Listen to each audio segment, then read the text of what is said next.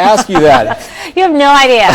The school kids are especially rough on me right now, and that is the subject of tonight's forecast focus, because I think there are many of you out there that are asking the same question. I normally don't start the forecast with the 7-day outlook, but I just want to show you how dry it is going to be for the next 7 days with a ridge of high pressure in place. It's going to be sending the storms to our north, so we are going to stay dry through at least the middle of next week. Indications in our long-range forecast models show our ridge of high pressure breaking down as we get into the end of the week.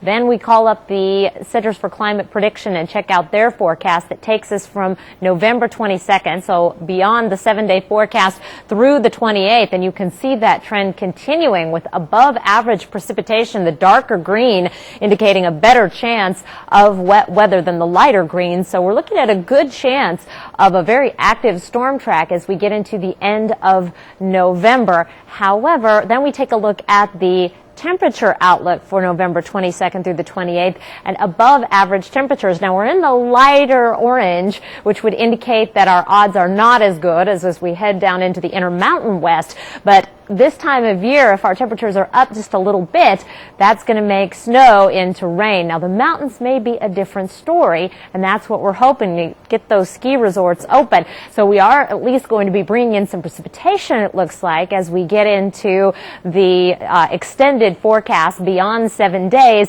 But whether or not we're going to be seeing snow or rain is a little bit of a question mark. In the valleys, I would be leaning way more toward rain, but hopefully that above average temperatures won't take that snow level up above our ski resorts and the place where we really would like to see that snow piling up. Meanwhile, we take a look at our satellite and radar right now, and the reason that we are staying so dry in the short term is because we have a ridge of high pressure that is building in. It is not strong enough to keep all of the clouds out. We have mostly cloudy skies right now.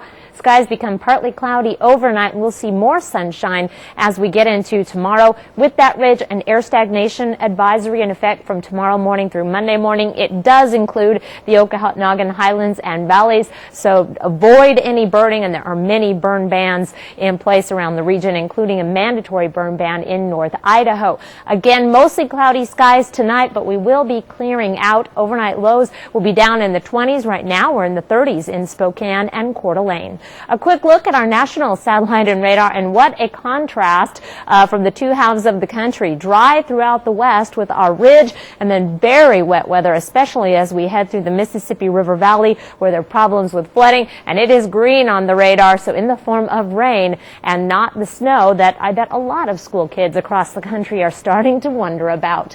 Weak high pressure building in for the weekend. It's not going to keep all the clouds away and may cause some problems with air stagnation, so keep that in mind. Warm weather next week. Temperatures about 10 degrees above average, and then possibly getting more active toward the end of next week. I want to remind you the average date of the first measurable snow in Spokane is the 12th of November, so we're past that.